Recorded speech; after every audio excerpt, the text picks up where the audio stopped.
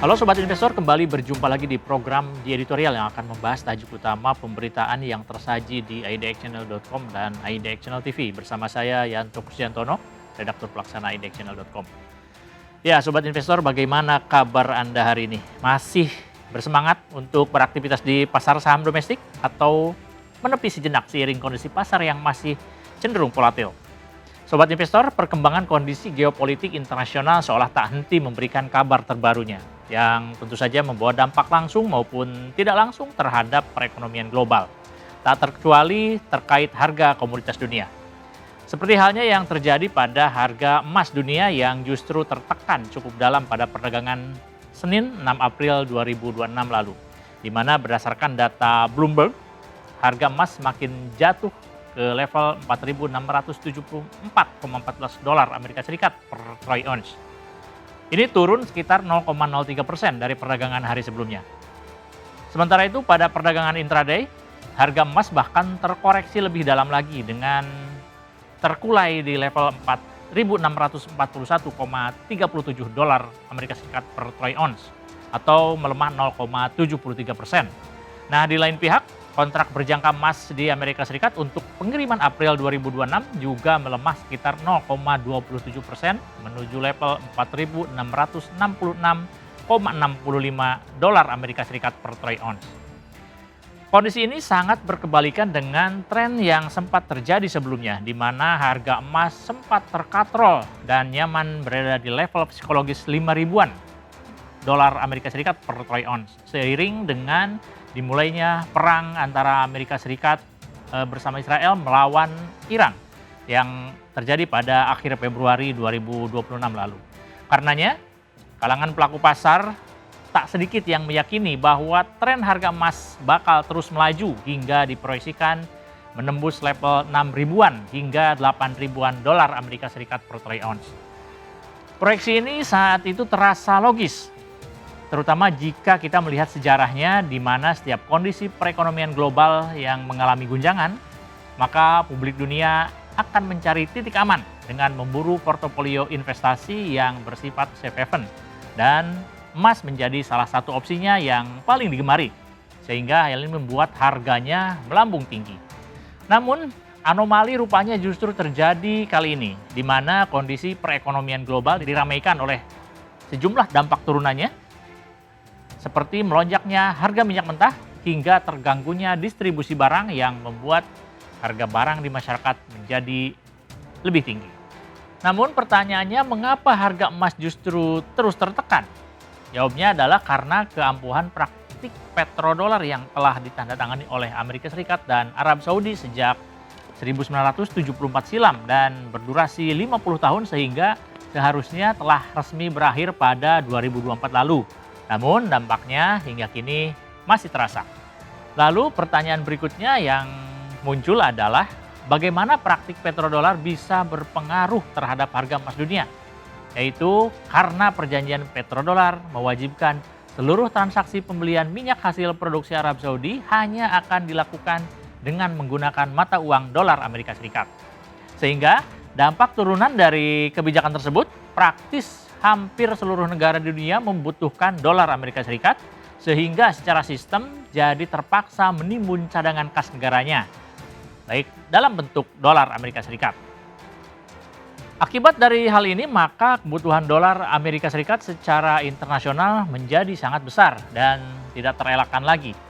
Di lain pihak, kondisi perekonomian domestik saat ini, terutama di Amerika Serikat, pada dasarnya tengah tertekan oleh lonjakan harga berbagai kebutuhan pokok, termasuk juga bahan bakar minyak yang melambung tinggi sejak Selat Hormuz resmi ditutup oleh Iran.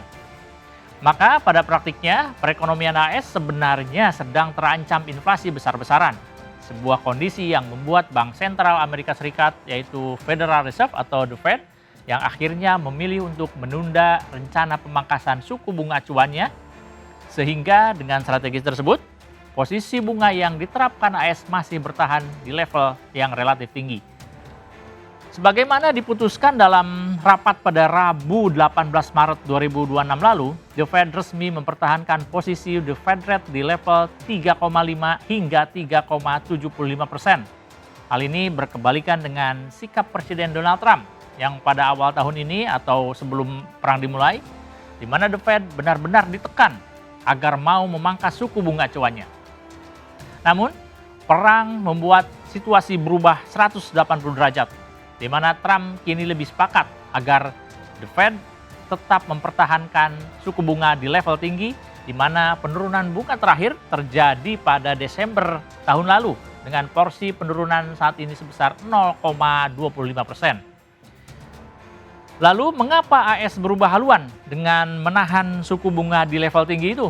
Tujuannya agar posisi dolar Amerika Serikat masih cukup menarik bagi para investor, sehingga obligasi pemerintah masih tetap digemari.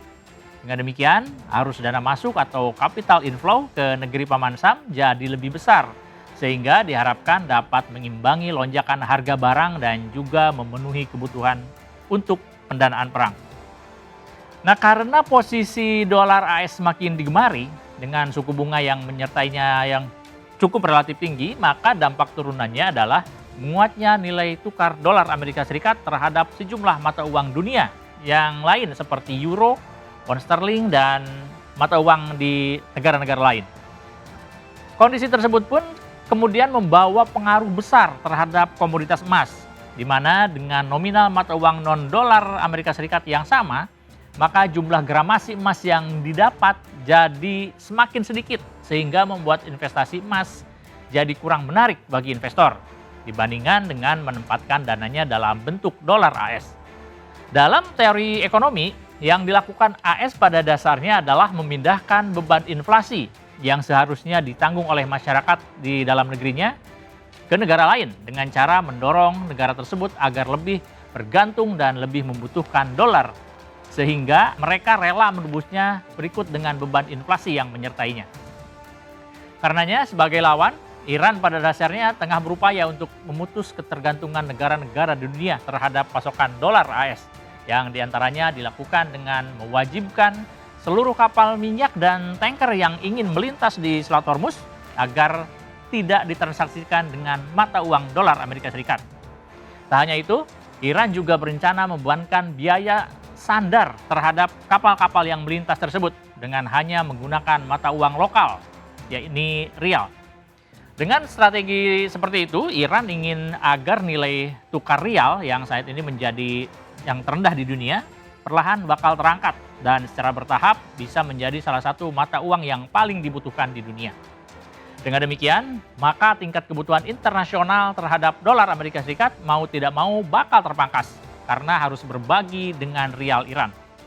Jika sudah demikian, maka dominasi dolar AS terhadap perekonomian dunia dapat berkurang. Kemudian tingkat kebutuhannya secara global juga bakal terpangkas, dan dengan demikian AS tidak akan lagi dengan mudah dapat secara tricky melakukan ekspor inflasi terhadap negara lain. Sebuah kondisi perekonomian yang jauh lebih adil dan fair bagi seluruh negara tanpa terkecuali. Jadi, bagaimana menurut Anda Sobat Investor? Apakah sudah siap untuk tidak lagi bergantung pada dolar Amerika Serikat? Siapkah Anda bertransaksi secara internasional dengan misalnya menggunakan euro, pound sterling, atau bahkan rubel, yuan, atau rial Iran? Jadi, dengan proyeksi segala dampak yang sedemikian rumit dan merugikan, masih yakin Trump bakal dengan legowo mau membuka pintu damai terhadap Iran? Demikian program di editorial kali ini. Saya Yanto Suyantono, pamit undur diri. Pantau terus berita ekonomi, bisnis, dan pasar modal hanya di IDX Channel TV, idxchannel.com, dan media sosial IDX Channel. Sampai jumpa.